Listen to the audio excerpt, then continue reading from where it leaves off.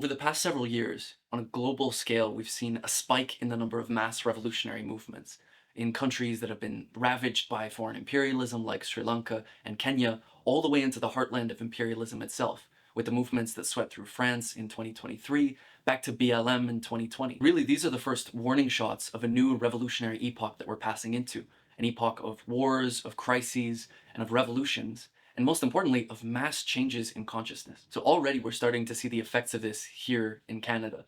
A recent poll was published that found that 70% of Canadians feel like the country is fundamentally broken. And another poll just from last year found that there's more than 1 million young workers in Canada who see communism as their ideal social and economic system. The working class as a whole is made up of a bunch of different layers, with different people arriving at revolutionary conclusions at different times, and usually under totally different conditions. But what we're seeing today, even in Canada, is that there's an advanced layer moving ahead of the rest, and is independently coming to the conclusion that the root cause of all of the crises we're seeing on a world scale, from the war that's going on in the Ukraine, to the slaughter of innocent Palestinians in Gaza, to the environmental crises, that the cause of all of these issues is the capitalist system itself. To solve these issues on a systematic scale, we have to attack the capitalist system at its root. This is what we would call the vanguard of the working class, the front line of class fighters in the workers' movement. But today, this advanced layer is still atomized. There's no mass revolutionary organizations or parties that can unite these 1 million communists into a real fighting force. And on top of that, this advanced layer still makes up a relatively small minority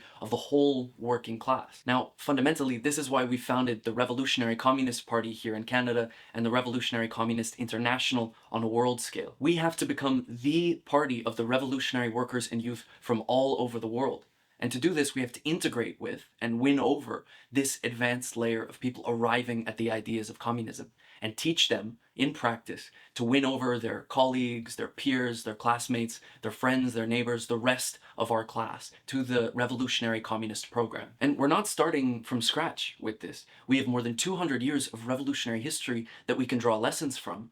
And we have the works of some of the greatest revolutionaries that have ever lived that we can study to answer the question of how can we as communists win the masses. And one of the greatest books that has ever been published on this question is Vladimir Lenin's Left-Wing Communism and Infantile Disorder.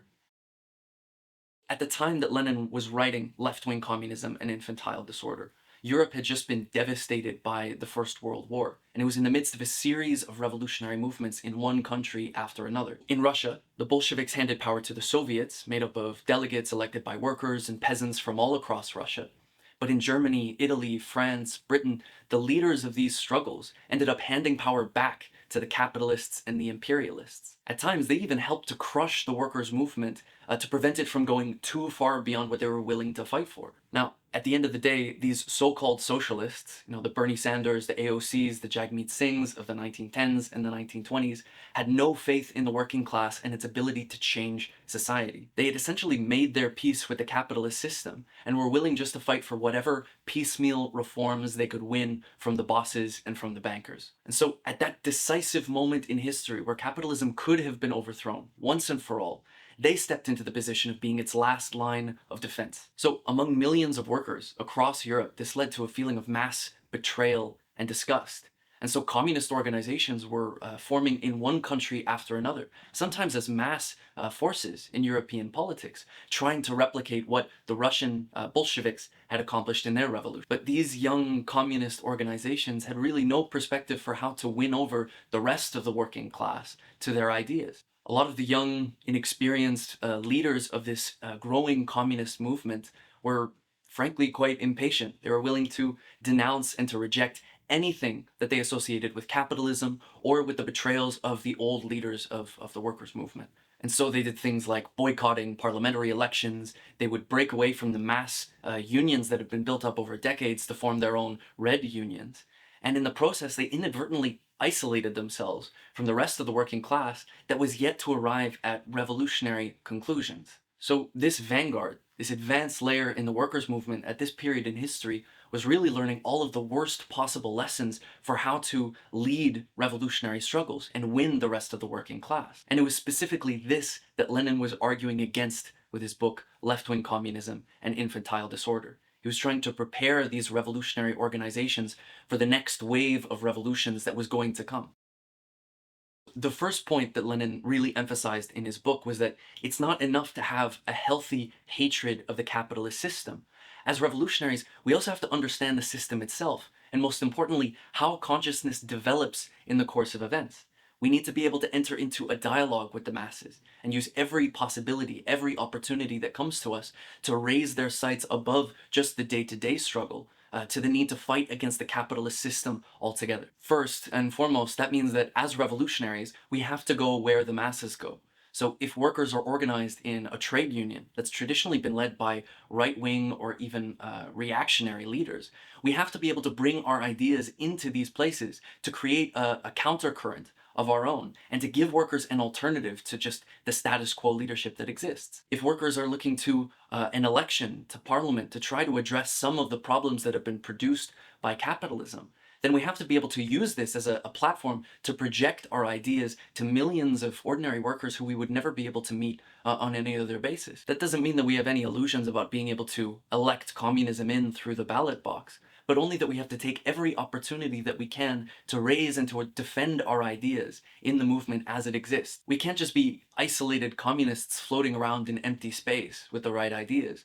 We have to become points of reference in our neighborhoods, in our workplaces, and develop these areas into strongholds of communism. On top of that, it's not enough for us to just go into these places and scream communism at the top of our lungs and expect for people to come to us.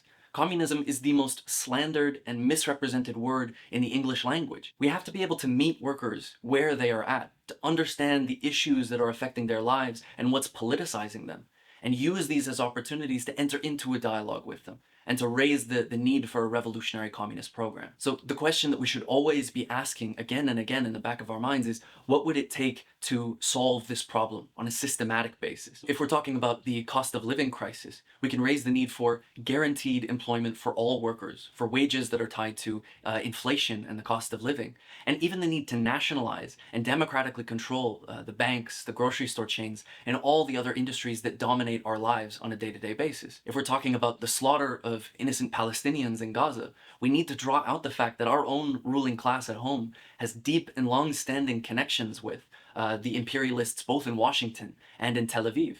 That the best thing that we can do for the Palestinians is to overthrow our own imperialists at home, to set an example on the world stage, and to appeal to workers from every country to do the same and to fight against the capitalist system as the cause of this genocide. Now, each of these demands fundamentally requires a bitter struggle against the billionaires that control capitalist society. It raises the question of who should society be run for, them or for us? Ultimately, this is the only way that we can systematically address the issues facing workers all over the world. And it's on the basis of demands like this that we can begin to convince workers and youth on a mass scale of the correctness of our ideas. Through this process, they'll be forced to reconsider what they've been taught communism is supposed to mean, and begin to see communism as the only solution to the impasse that we're seeing all over the world. Sadly for us, there's no recipe book for how to do this.